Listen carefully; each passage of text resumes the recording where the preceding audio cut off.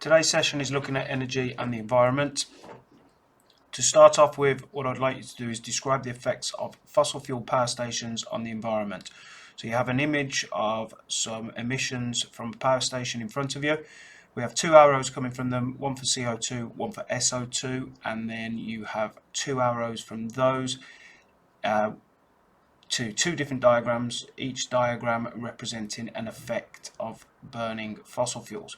I would like you please to draw the arrows and to add in the effects. To take it one step further, if you can then underneath explain why fossil fuels are used if they are so damaging to the environment. So why do we still use them even though they damage the environment? Okay, our next task is to look at alternatives to fossil fuels. Now on your pieces of lined paper, what you will need to do is write down the headings which are in front of you for the 6 different alternatives. We will go through a number of slides, bits of information about each of these alternatives. What you will need to do is to pick out advantages and disadvantages for each energy resource and write them down underneath the name of the alternatives.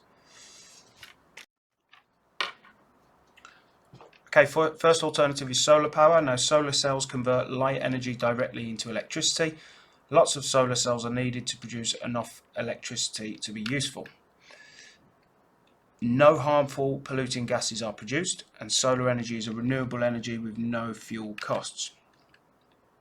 However, we can't use this at all times of the day. Obviously at night there's no sunlight and solar cells are expensive and can be inefficient.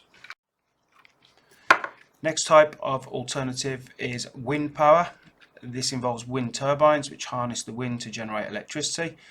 Wind can cause the turbines to spin and the turbines turn a generator which generates electricity. Now with these there's no harmful polluting gases that are produced. Wind is a renewable energy with no fuel costs. However, if there is no wind, there's no electricity, so we have reliability issues. They can be noisy and they can be a bit of a spoil the view for people living near to them. They can also be expensive to set up and also to maintain. Geothermal power stations use radioactive rocks below the surface to generate electricity.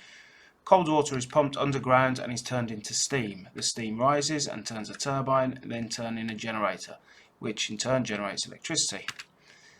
Now with these, no harmful polluting gases are produced. Geothermal energy is renewable and it's useful in volcanic areas or areas with lots of subterranean rocks, lots of hot subterranean rocks. It's only available in limited areas though, and it involves a high initial upfront cost to set up the station. Okay, with wave power then, water in the sea rises and falls because of these waves. A wave generator uses the kinetic motion of waves to produce a generator, to turn a generator and produce electricity. Now with these, there's no harmful polluting gases and waves are a renewable energy source. The supply of electricity though varies with conditions. It's difficult to scale up to produce large amounts of electricity and we are needing lots of cables and buildings which spoil views. Okay, with hydroelectricity then, water high up behind dams contains gravitational potential energy store. It's transferred to kinetic energy store as the water flows downhill.